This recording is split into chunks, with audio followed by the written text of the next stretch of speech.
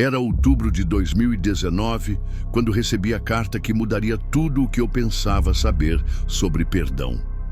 Meu nome é Carlos, tenho 42 anos e há 3 anos eu estava cumprindo pena no complexo penitenciário de Ribeirão das Neves, em Minas Gerais. O que aconteceu naqueles corredores frios, entre grades e silêncios pesados, ainda me assombra até hoje. Mas preciso dividir o peso dessas 6 histórias que testemunhei, porque algumas verdades são pesadas demais para carregar sozinho. Você já se perguntou o que realmente acontece quando um pai escreve uma carta para o filho que está na prisão? Ou quando uma mãe precisa escolher entre perdoar ou esquecer? Eu vi tudo isso de perto. Vi homens duros como pedra desmoronarem com uma simples folha de papel. Vi lágrimas que nunca deveriam ter sido derramadas. Vi perdões que chegaram tarde, demais, e outros que salvaram vidas. A primeira história que preciso contar aconteceu logo na minha 2ª semana lá dentro. Eu ainda estava me adaptando àquela rotina sufocante, tentando entender as regras não escritas que governam o mundo atrás das grades. Foi quando conheci Benedito, um homem de 55 anos, cabelos grisalhos e mãos calejadas de tanto trabalho na marcenaria da prisão. Benedito carregava consigo uma culpa que parecia maior que aquelas paredes de concreto. "Sabe, Carlos", ele me disse, numa tarde quente de novembro, enquanto lixávamos madeira no pátio, "eu tenho um filho de 23 anos que não fala comigo há 5 anos. A voz dele tremia um pouco, como se cada palavra custasse um pedaço da alma. Ele tinha 18 quando eu fui preso. Era para ser a formatura dele no ensino médio, e eu acabei aqui por causa de uma besteira que fiz." Benedito havia sido condenado por receptação. Tinha comprado peças de carro roubadas para revender, pensando que era apenas um negócio fácil para complementar a renda. Nunca imaginou que aquilo destruiria sua família. Minha mulher me perdoou, sabe? Ela vem me visitar todo domingo, traz notícias de casa, me conta como está o bairro. Mas meu filho... Ele parou de lixar e olhou para as mãos. "Meu filho disse que eu morri no dia que pisei aqui dentro." Durante meses, vi Benedito escrevendo cartas. Toda semana era a mesma coisa. Ele se sentava no canto da cela com um pedaço de papel e um lápis que estava sempre precisando de apontador, e escrevia. Escrevia e chorava em silêncio. As cartas nunca eram enviadas. Ele as rasgava, uma por uma, como se cada tentativa fosse um fracasso anunciado. "O que eu vou falar para ele?" Benedito me perguntava sempre. "Que o pai dele é um idiota, que destruiu tudo por causa de dinheiro fácil? Como é que eu peço perdão para alguém que nem quer saber se eu estou vivo?" Até que um dia, em março de 2020, algo mudou. A esposa de Benedito chegou para a visita com uma expressão diferente no rosto. Eu estava no pátio quando vi ela conversando com ele, e mesmo de longe dava para perceber que algo tinha acontecido. Benedito ficou parado por vários minutos, como se tivesse levado um soco no estômago. Mais tarde, ele me contou. O filho havia sido diagnosticado com leucemia. Estava internado no hospital, fazendo quimioterapia, e pela primeira vez em 5 anos havia perguntado pela mãe sobre o pai. "Ele quer me ver?" Benedito disse com a voz embargada. "Depois de tudo isso, ele quer me ver." A visita foi marcada para uma quinta-feira. Era uma sessão especial por causa da condição médica do filho. Benedito passou a semana inteira nervoso, ensaiando o que ia falar, tentando encontrar as palavras certas para 5 anos de silêncio. "E se ele mudou de ideia?" Ele me perguntava toda noite. "E se ele só quer me ver para me falar na cara que me odeia?" Quando chegou o dia, eu nunca vou esquecer a expressão de Benedito voltando da sala de visitas. Ele parecia um homem diferente, como se tivesse deixado um peso de 100 quilos naquela sala. "Sabe o que ele me disse, Carlos?" Benedito falou com os olhos vermelhos, mas com um sorriso que eu nunca tinha visto antes. Ele disse: "Pai, Eu tenho medo de morrer sem ter te perdoado. Aquele encontro durou apenas 1 hora, mas mudou tudo. O filho de Benedito não morreu. O tratamento deu certo, graças a Deus. Mas aquela frase ficou ecoando na minha cabeça por semanas. Eu tenho medo de morrer sem ter te perdoado. Quantas pessoas carregam esse medo? Quantas famílias se destroem por causa do orgulho? A segunda história que preciso contar envolve uma mulher que nunca esqueci, mesmo tendo-a visto apenas uma vez. Era Dona Marta, mãe do Rogério, um rapaz de 28 anos que dividia a cela comigo. Rogério estava cumprindo pena por tráfico, mas não era um caso comum. Ele havia começado a vender drogas depois que a mãe foi diagnosticada com câncer. E o plano de saúde da família não cobria o tratamento. Eu só queria ajudar ela. Rogério me contava toda noite antes de dormir. Via minha mãe definhando, sem dinheiro para o tratamento. E quando um cara me ofereceu R$2.000 para fazer uma entrega, eu não pensei 2 vezes. O que deveria ter sido apenas uma entrega se transformou em meses de envolvimento com o tráfico, até que a polícia o pegou com 20 quilos de cocaína no porta-malas do carro. Dona Marta nunca soube como o filho conseguiu o dinheiro para o tratamento dela. Rogério inventou uma história sobre um empréstimo com amigos e ela acreditou. O tratamento deu certo, ela se curou, mas quando descobriu a verdade sobre de onde veio o dinheiro, o mundo dela desabou. Ela não consegue me olhar nos olhos. Rogério me disse numa manhã fria de junho.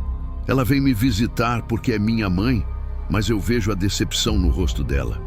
Ela se sente culpada, sabe? Acha que é culpa dela eu estar aqui? A visita de Dona Marta era sempre no primeiro domingo do mês. Uma senhora de 63 anos, magra, sempre vestida com uma roupa simples, mas impecável. Ela trazia comida caseira para o filho. Bolo de fubá, pudim, essas coisas que só mãe sabe fazer. Mas a conversa entre eles era tensa, cheia de silêncios desconfortáveis. Até que um dia, Rogério recebeu uma carta dela. Não era comum. Eles se falavam nas visitas, mas desta vez ela precisava escrever. Meu filho, a carta começava, e Rogério leu em voz alta para nós na cela, com a voz trêmula. Eu passei esses 2 anos me culpando por você estar aí. Pensei que se eu não tivesse ficado doente, se eu não tivesse precisado de tratamento, você não teria feito o que fez. A carta continuava por 3 páginas. Dona Marta contava como havia conversado com o padre da igreja, como havia chorado todas as noites pensando no filho, como havia tentado encontrar uma forma de tirá-lo dali. Mas o parágrafo que mais me marcou foi este.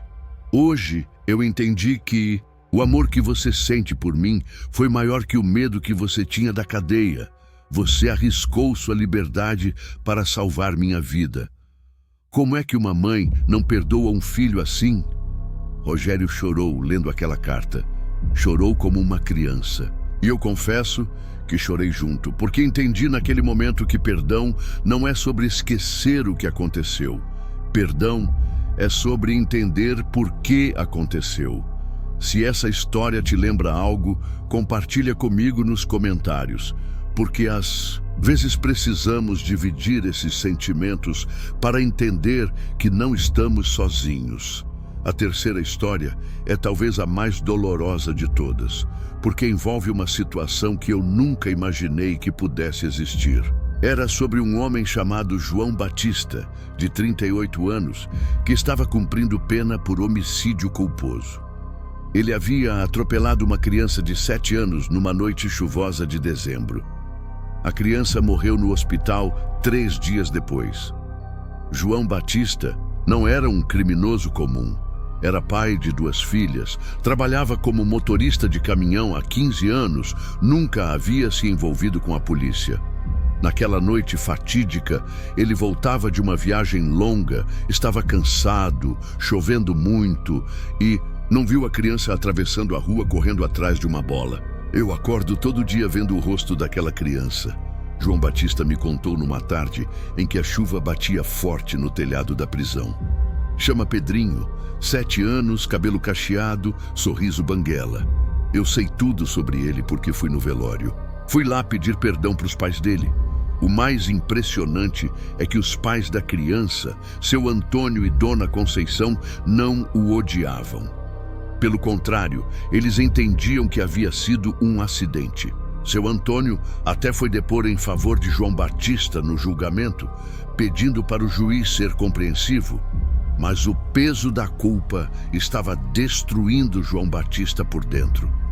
Eles me perdoaram, ele dizia sempre, mas eu não consigo me perdoar. Como é que eu me perdoo por ter tirado a vida de uma criança? Como é que eu olho para as minhas filhas sabendo que outro pai perdeu o filho por minha causa? João Batista havia parado de receber visitas da família. Disse para a esposa que era melhor ela refazer a vida, que as filhas crescessem sem saber que o pai estava na prisão. Elas merecem coisa melhor, ele me falava toda vez que eu tentava convencê-lo a aceitar as visitas. Não quero que cresçam carregando essa vergonha. Mas seu Antônio, o pai da criança que morreu, não desistiu de João Batista. Uma vez por mês, todo mês ele ia visitá-lo. Conversavam por horas e seu Antônio sempre dizia a mesma coisa. João, meu filho não vai voltar, mas você tem 2 filhas que precisam do pai delas.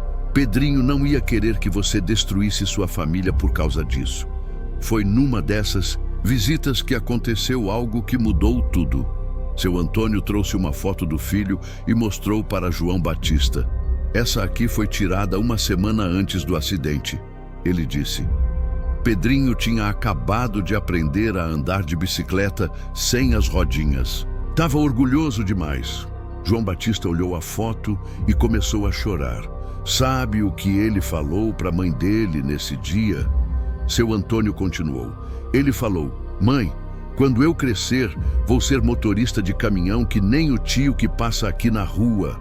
Aquela frase destruiu e salvou João Batista ao mesmo tempo. Destruiu porque mostrou a inocência da criança, o sonho dela de ser exatamente o que ele era. E salvou porque ele entendeu que honrar a memória de Pedrinho não era se destruir. Era viver de forma que fizesse jus ao perdão que havia recebido. João Batista voltou a aceitar as visitas da família. Começou a trabalhar na horta da prisão, enviando parte do que ganhava para uma instituição de crianças carentes em nome de Pedrinho. Não consigo trazer ele de volta, João me disse no dia em que decidiu mudar. Mas posso fazer com que a vida dele tenha servido para alguma coisa boa. A 4ª história envolve uma situação que ainda me deixa com um nó na garganta. Era sobre Miguel, um rapaz de 25 anos que havia sido condenado por agressão. Ele havia batido no próprio pai durante uma discussão sobre drogas. O pai, seu Joaquim, de 58 anos, ficou com sequelas permanentes. Perdeu a visão do olho direito e ficou com dificuldades para falar. Miguel era viciado em crack há 5 anos. Começou com maconha na adolescência, depois partiu para a cocaína e quando chegou no crack, virou outra pessoa. Eu não era mais eu, ele me explicava sempre. Era a droga falando, a droga agindo. Mas isso não muda o fato de que eu destruí meu velho. O que mais doía em Miguel era saber que o pai tinha tentado de tudo para ajudá-lo. Havia gastado as economias de uma vida inteira em clínicas de recuperação. Havia perdido o emprego porque faltava muito para correr atrás do filho. Havia sido humilhado pelos vizinhos que viam Miguel chegando em casa drogado e fazendo escândalo. Na última vez que eu usei, Miguel me contou numa manhã, quando estávamos limpando o pátio, meu pai tentou me impedir de sair de casa. Ele sabia que eu ia usar o dinheiro da comida para comprar droga. Segurou meu braço e falou, filho, pelo amor de Deus, não faz isso comigo. E eu bati nele. Bati no homem que mais me amava nesse mundo. Seu Joaquim ficou 3 dias internado no hospital. Miguel foi preso em flagrante e, quando soube do estado do pai, tentou se matar na delegacia. Pensei que era melhor eu morrer, ele me disse. Como é que um filho faz uma coisa dessas? Como é que eu vou viver sabendo que aleijei meu próprio pai? Mas seu Joaquim, mesmo com todas as sequelas, não desistiu do filho. Foi o primeiro a visitá-lo na prisão. Apareceu com o olho ainda roxo e a fala enrolada por causa da pancada. Meu filho, foram as primeiras palavras dele. E Miguel me contou que desabou só de ouvir aquela voz diferente, estropiada por causa dele. Ele me disse que me perdoava. Miguel continuou, limpando as lágrimas com a manga da camisa. Disse que sabia que eu não estava em mim quando fiz aquilo, que a droga tinha virado minha cabeça. Mas sabe o que mais me marcou? Ele falou, agora você tem a chance de se curar de verdade. Essa prisão pode ser sua salvação. Miguel levou essas palavras a sério. Se inscreveu em todos os grupos de apoio que a prisão oferecia, começou a estudar para terminar o ensino médio, aprendeu marcenaria com o Benedito. Cada dia limpo é um dia a menos que eu devo para o meu pai, ele me dizia. Não posso devolver a visão dele, não posso consertar a fala dele, mas posso garantir que ele nunca mais vai sofrer por minha causa. A quinta história é sobre uma mulher que conheci apenas através das cartas que ela enviava. Era Dona Lourdes, mãe do Fabiano, um rapaz de 32 anos que estava na cela ao lado da minha. Fabiano havia sido condenado por sequestro. Havia participado do sequestro de um empresário por 48 horas. O crime havia sido bem planejado. Ninguém se machucou, mas o trauma da vítima foi enorme. Dona Lourdes era evangélica, uma mulher de fé profunda que havia criado 4 filhos sozinha depois que o marido morreu num acidente de trabalho. Fabiano era o caçula, o mais novo, e segundo ele, sempre foi o mais mimado. Minha mãe fazia de tudo por mim, ele me contava. Trabalhava como diarista, acordava às 5 da manhã, voltava às 9 da noite e ainda arrumava um tempo para cuidar de mim. Quando Fabiano foi preso, Dona Lourdes entrou em depressão profunda. Não conseguia aceitar que o filho havia feito uma coisa daquelas. Passou 6 meses sem visitá-lo, sem escrever, sem dar notícias. Os irmãos de Fabiano contavam que ela chorava o dia inteiro, que havia parado de comer direito, que vivia repetindo: onde foi que eu errei? A primeira carta dela chegou numa terça-feira de setembro. Fabiano abriu com as mãos tremendo, porque fazia tanto tempo que ele não sabia se a mãe estava viva ou morta. Meu filho, a carta começava, eu precisei de muito tempo para conseguir escrever essas palavras. A carta era longa, cheia de dor e confissão. Dona Lourdes contava como havia questionado a própria fé, como havia brigado com Deus, como havia pensado em desistir de tudo.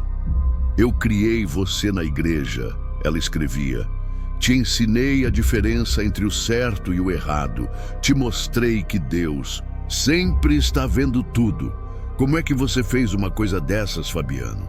Como é que você sequestrou um homem pai de família? Mas a carta não parava na cobrança. Dona Lourdes continuava. Depois de muito rezar, de muito conversar com o pastor, eu entendi uma coisa. Você é meu filho. Pode ter feito a pior coisa do mundo, pode ter decepcionado todo mundo, mas você é meu filho. E mãe não abandona filho. Fabiano chorou tanto lendo aquela carta que os guardas acharam que ele havia recebido uma notícia de morte na família. Ela me perdoou, ele me disse naquela noite, ainda com a voz embargada. Depois de tudo que eu fiz, ela me perdoou. As cartas de Dona Lourdes se tornaram semanais. Ela contava sobre a igreja, sobre os vizinhos, sobre as plantas do quintal, sobre os netos que estavam crescendo. Mas sempre terminava com a mesma frase. Estou rezando por você todos os dias, meu filho. Quando você sair daí, sua cama vai estar te esperando. Você teria feito o mesmo no meu lugar.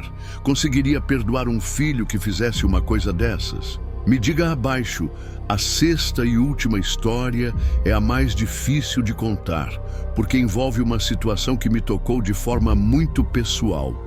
Era sobre um homem chamado Roberto, de 45 anos, que estava cumprindo pena por estelionato.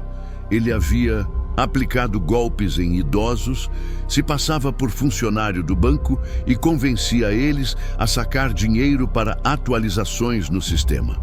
Roberto não era um criminoso por necessidade. Vinha de uma família de classe média, tinha curso superior, havia trabalhado em banco por 15 anos, mas desenvolveu um vício em jogo que destruiu sua vida. Perdeu a casa, o carro, as economias e, quando a situação ficou insustentável, partiu para o crime. Eu roubava de velhinhos. Roberto me confessou numa tarde quando estávamos sozinhos na biblioteca da prisão. Olhava nos olhos de uma senhora de 80 anos e mentia para ela. Convencia ela a me dar as economias da vida inteira. Como é que alguém faz uma coisa dessas? O pai de Roberto, seu Nelson, de 72 anos, havia sido uma das pessoas mais respeitadas do bairro onde moravam. Era contador aposentado, homem sério, sempre ajudou os vizinhos com questões de imposto e documentação. Quando soube do que o filho havia feito, sofreu um infarto. Sobreviveu, mas ficou com o coração fraco. Meu pai sempre foi meu herói. Roberto continuou. Homem honesto, trabalhador, nunca deveu um centavo para ninguém, e eu destruí o nome dele. Os vizinhos olham para ele e pensam, esse aí é o pai do ladrão de velho. Seu Nelson nunca visitou Roberto na prisão. Mandava dinheiro para o advogado, enviava roupas e produtos de higiene através da mãe de Roberto, mas não conseguia olhar no rosto do filho. Ele me escreveu uma carta só. Roberto me mostrou um dia. Era uma folha simples, com a letra trêmula de quem estava doente. Roberto, a carta dizia, eu passei 70 anos construindo uma reputação. 70 anos sendo conhecido como homem honrado. Você destruiu isso em 6 meses. Não sei se um dia vou conseguir te perdoar. Não sei se quero. Aquela carta foi como uma punhalada no peito de Roberto. Ele ficou semanas sem falar com ninguém, sem comer direito, sem participar das atividades da prisão. Meu pai tem razão, ele me disse um dia. Eu não mereço perdão. Tem gente que faz coisa errada por desespero, por necessidade. Eu fiz por vício, por prazer, sou um lixo mesmo. Mas em abril de 2021, quase 2 anos depois dessa carta, Roberto recebeu uma ligação. Era a mãe dele, chorando no telefone. Seu Nelson havia sofrido outro infarto, estava internado na UTI e antes de perder a consciência, havia pedido para ver o filho. Roberto conseguiu uma saída especial para visitar o pai no hospital. Quando chegou lá, encontrou seu Nelson ligado em vários aparelhos, consciente, mas muito fraco. Pai, Roberto disse, segurando a mão dele, eu peço perdão por tudo. Sei que não mereço. Sei que decepcionei o Senhor, mas... Seu Nelson o interrompeu com um sussurro fraco. Filho, eu vou morrer. E não quero morrer com essa raiva no coração. Você errou muito, mas é meu filho. Eu te perdoo. Roberto me contou essa história 3 meses depois, quando seu Nelson já havia falecido. Ele morreu em paz. Roberto disse, com os olhos cheios de lágrimas. E eu sei que não mereço, mas ele me perdoou. Agora eu tenho que viver de forma que honre esse perdão. Essas 6 histórias marcaram minha vida na prisão de uma forma que eu nunca imaginei possível. Vi homens duros se transformarem em crianças, vulneráveis quando o assunto era perdão. Vi famílias se reestruturarem através de uma simples carta. Vi o poder destrutivo da culpa e o poder transformador do perdão. Hoje, já em liberdade, eu carrego essas histórias comigo. Elas me ensinaram que perdão não é sobre esquecer o que aconteceu ou fingir que não dói. Perdão é sobre escolher o amor mesmo quando o ódio parece mais fácil. É sobre entender que todos nós somos imperfeitos, que todos nós erramos, que todos nós precisamos de uma segunda chance. Benedito se reconciliou completamente com o filho, que hoje é um rapaz de 28 anos, casado e pai de 2 crianças. Eles se falam toda semana e Benedito é um avô presente e carinhoso. Rogério saiu da prisão e montou uma pequena oficina mecânica com o dinheiro que a mãe havia guardado para ele.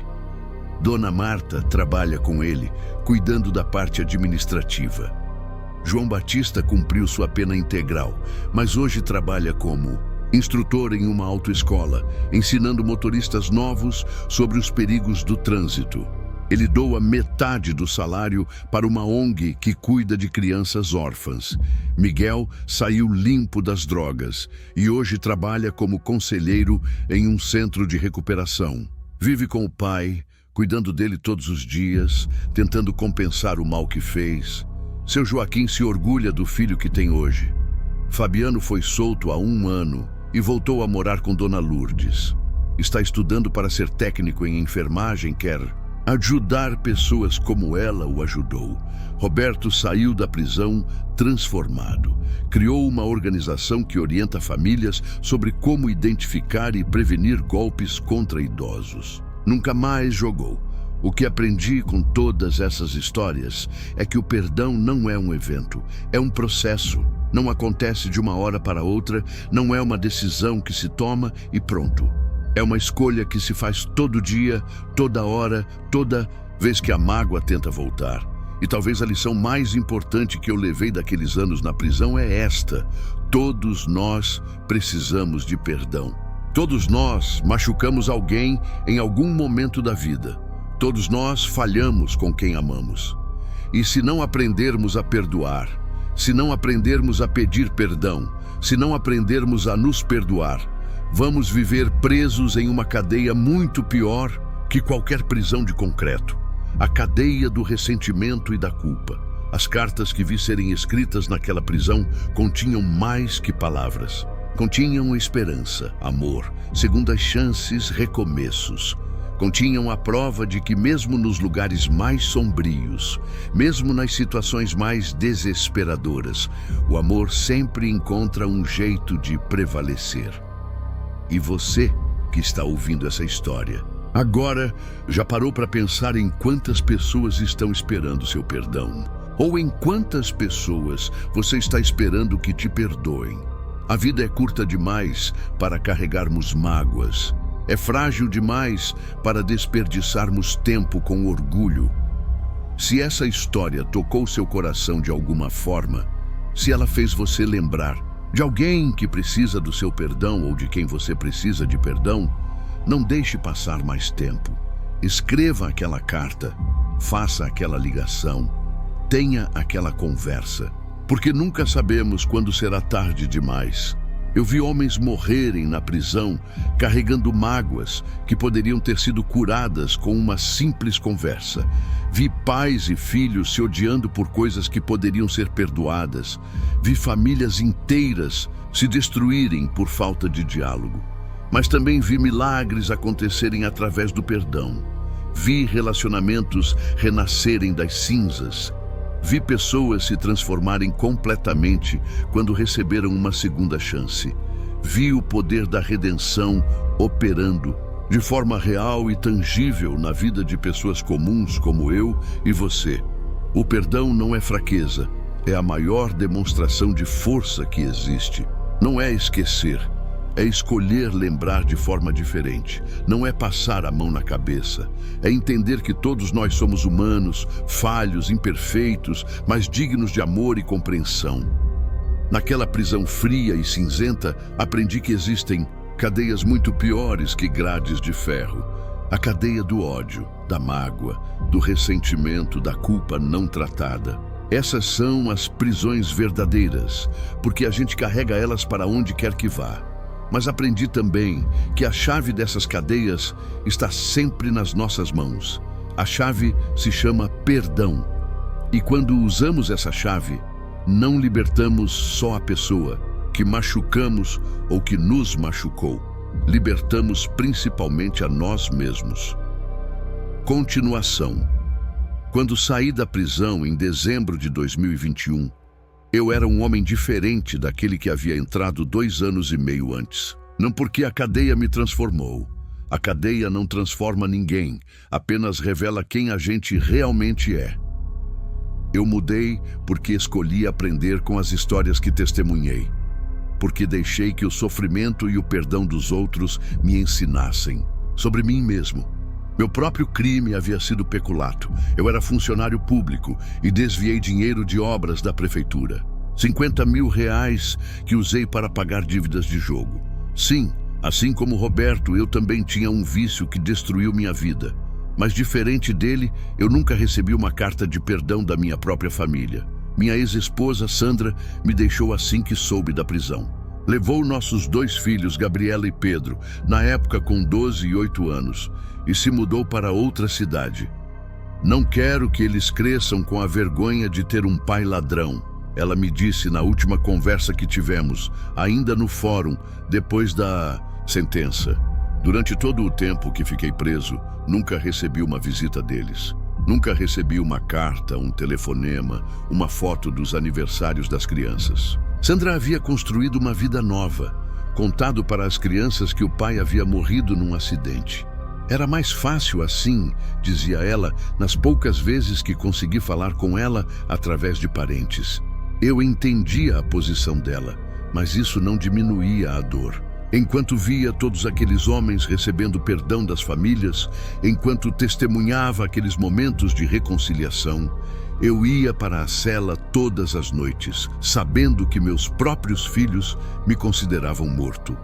Foi observando o sofrimento e a redenção dos meus companheiros de cela que comecei a entender algo fundamental. Não posso controlar o perdão dos outros, mas posso controlar meu próprio perdão. Não posso forçar Sandra a me perdoar. Não posso obrigar meus filhos a quererem me conhecer, mas posso perdoar a mim mesmo pelos erros que cometi.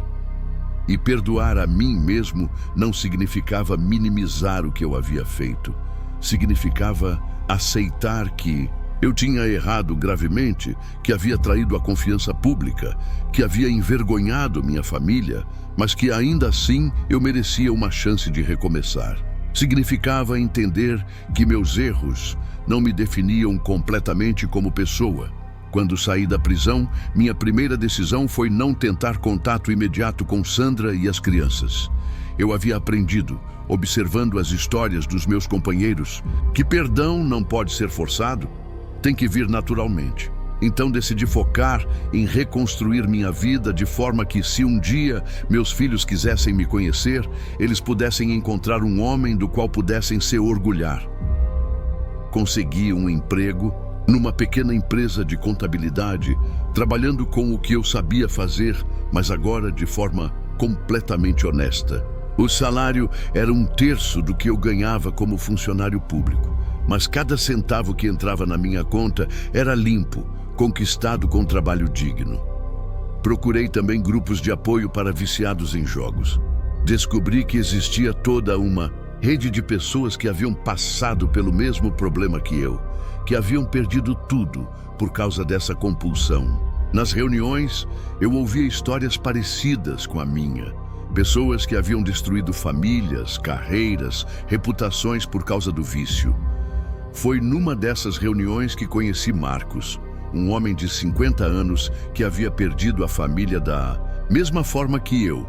A diferença, ele me disse numa tarde de março de 2022, é que eu corri atrás do perdão deles quando ainda era tempo. Você ainda pode fazer isso. Marcos havia se viciado em cassinos online e perdido a casa da família. A esposa o deixou, levou os filhos, exatamente como aconteceu comigo. Mas 5 anos depois, quando ele já estava limpo e tinha reconstruído a vida, ele procurou a ex-esposa. Não pedi para voltar, ele me explicou. Só pedi para ela me dar a chance de ser pai dos meus filhos de novo. Hoje, eles passam os fins de semana comigo. A história de Marcos mexeu comigo profundamente. Comecei a me questionar se eu não estava sendo covarde ao não tentar contato com meus filhos. Será que eles não tinham o direito de decidir por si mesmos se queriam ou não conhecer o pai? Será que Sandra tinha o direito de inventar que eu estava morto? Mas, ao mesmo tempo, eu me lembrava da dor nos olhos dela no dia da sentença. Lembrava das palavras que ela disse: Carlos, você destruiu nossa família, destruiu nossos sonhos, nossa segurança, nossa paz. Como é que eu vou explicar para os meninos que o pai deles é um ladrão? Em maio de 2022, 6 meses depois de sair da prisão, tomei uma decisão. Ia escrever uma carta para Sandra. Não pedia perdão, sabia que não merecia. Não pedia para ver as crianças, sabia que não era meu direito. Só queria que ela soubesse que eu estava vivo, que estava mudado, que se algum dia as crianças perguntassem sobre o pai, ela pudesse contar a verdade. Escrevi e rasguei dezenas de versões daquela carta. Cada tentativa parecia inadequada, insuficiente, presunçosa demais ou humilde demais. Como resumir 2 anos e meio de reflexão, arrependimento e mudança numa simples carta? A versão final tinha apenas 2 páginas. Comecei contando sobre as histórias que havia testemunhado na prisão, sobre os homens que encontraram perdão quando menos esperavam. Contei sobre Benedito e o filho com leucemia, sobre Dona Marta e o Rogério, sobre seu Antônio perdoando João Batista. Sandra, eu escrevi no final da carta, não estou pedindo perdão porque sei que não mereço. Não estou pedindo para ver as crianças, porque sei que não tenho esse direito. Só quero que você saiba que o homem que saiu da prisão não é o mesmo que entrou. E se algum dia nossos filhos perguntarem sobre o pai, você pode dizer a verdade, que ele errou muito, que pagou por seus erros, mas que nunca parou de amar eles. Enviei a carta para o endereço onde ela morava, segundo informações que consegui com uma prima minha. Não esperava resposta. Na verdade, não queria resposta. Só queria que ela soubesse que eu estava tentando ser uma pessoa melhor.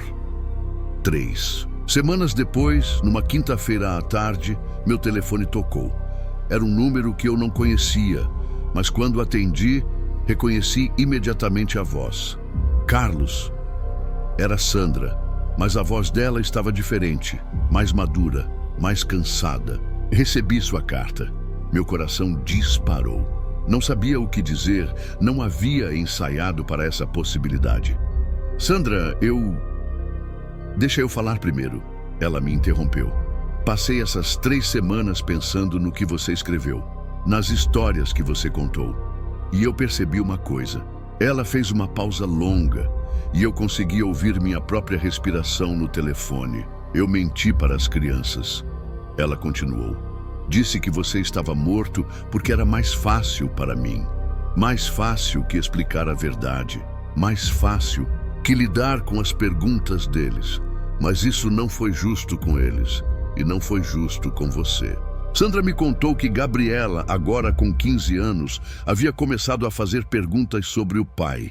Queria saber como ele havia morrido, onde estava enterrado, por que não tinham fotos dele em casa. Ela é esperta, Sandra disse. Começou a desconfiar que tinha alguma coisa errada na história. E Pedro, com 11 anos, havia desenvolvido uma fantasia sobre o pai morto. Inventava histórias de que eu era herói, que havia morrido salvando pessoas, que um dia ia voltar como fantasma para visitá-lo. É doentio, Sandra admitiu. Ele criou toda uma mitologia em volta de uma mentira que eu inventei. O que você quer de mim, Sandra? Perguntei com a voz embargada. Quero que você venha conversar com eles. Ela respondeu, e eu quase caí da cadeira. Não para ser pai de novo, isso vai depender deles. Mas para contar a verdade, para explicar o que aconteceu, por que você fez o que fez, como você mudou, eles merecem saber a verdade. O encontro foi marcado para um sábado de junho, na casa de Sandra. Eu estava tão nervoso que cheguei 1 hora adiantado e fiquei andando no quarteirão, ensaiando o que ia falar. Como você explica para uma adolescente de 15 anos que o pai dela não morreu, apenas foi preso por roubar dinheiro público? Como você olha nos olhos de um menino de 11 anos e destrói a fantasia heróica que ele criou sobre você? Quando finalmente toquei a campainha, foi Pedro quem abriu a porta. Ele estava maior, claro, mas eu reconheceria aqueles olhos em qualquer lugar. Eram meus olhos, a mesma cor, a mesma expressão curiosa. Você é o Carlos? Ele perguntou sem qualquer cerimônia. Sandra havia preparado eles para a conversa. Havia contado que o pai não estava morto, que ia visitá-los para explicar tudo. Sou, respondi, tentando controlar a emoção. E você é o Pedro. Nossa, como você cresceu! Gabriela apareceu na sala poucos minutos depois. Uma moça linda, com o rosto da mãe, mas com meu nariz torto. Ela me olhou de cima a baixo, como se estivesse avaliando se eu correspondia à imagem que tinha feito na cabeça. Então você não morreu, ela disse, mais como uma afirmação do que como pergunta. Não morri, confirmei, mas fiz coisas que me fizeram morrer para vocês e vim aqui para pedir desculpas por isso. Sandra havia preparado um almoço simples, mas ninguém comeu muito. A conversa foi tensa no início, cheia de silêncios desconfortáveis. As crianças faziam perguntas diretas, sem filtro, e eu respondia da forma mais honesta possível. Por que você roubou? Pedro perguntou. Porque eu estava viciado em jogos, respondi. Assim como tem gente viciada em drogas, eu era viciado em apostar dinheiro. E quando você é viciado, faz coisas que nunca imaginava que faria. Você nos amava quando fez isso? Gabriela quis saber. Amava muito, respondi, com os olhos cheios de lágrimas. Mas na época eu não conseguia pensar direito. O vício fazia eu pensar só em apostar, só em arrumar dinheiro para apostar. Não pensava nas consequências, não pensava em vocês. A conversa durou toda a tarde. Contei sobre a prisão, sobre os homens que conheci lá, sobre as histórias de perdão que testemunhei. Falei sobre como havia mudado, sobre o tratamento que estava fazendo, sobre o trabalho novo. Pedro foi o primeiro a se aproximar fisicamente. No meio da tarde, ele simplesmente veio e se sentou ao meu lado no sofá. Não disse nada, apenas ficou ali. Gabriela demorou mais, mas no final da visita, ela me deu um abraço rápido antes de eu ir embora. Posso voltar? Perguntei para Sandra, antes de sair. Se eles quiserem, ela respondeu. A partir de agora, eles decidem. As visitas se tornaram mensais, depois quinzenais, depois semanais. Pedro se adaptou mais facilmente. Com 11 anos, ele ainda tinha aquela capacidade de perdoar que as crianças têm. Gabriela foi mais cautelosa, mais desconfiada, mas aos poucos foi se abrindo.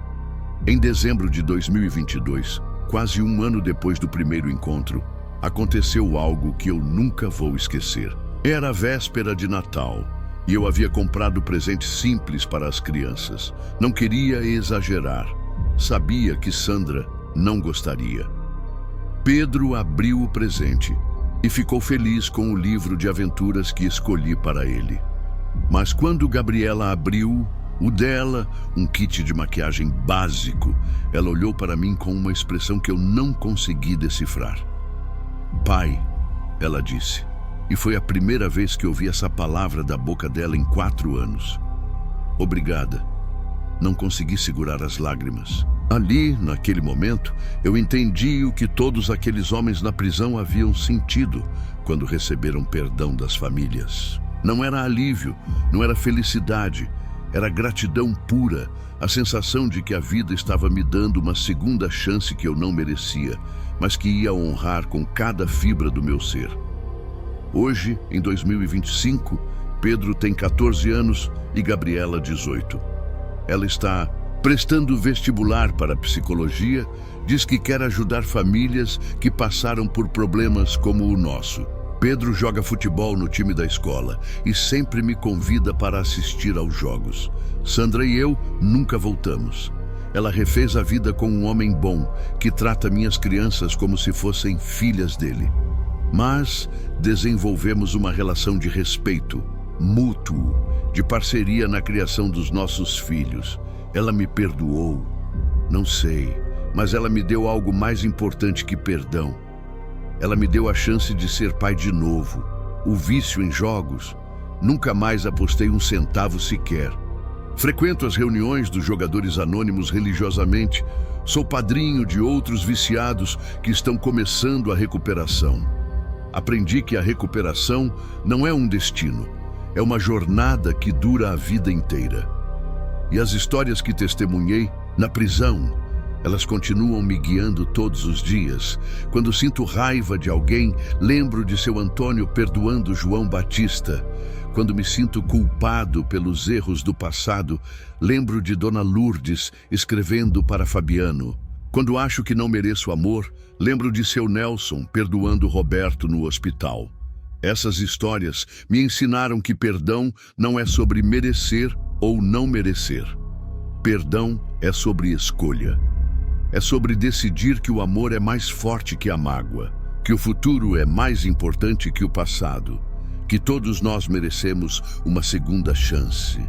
Também me ensinaram que perdão é um processo longo, às vezes doloroso, mas sempre transformador. Não acontece de uma hora para outra, não apaga a dor como um passe de mágica.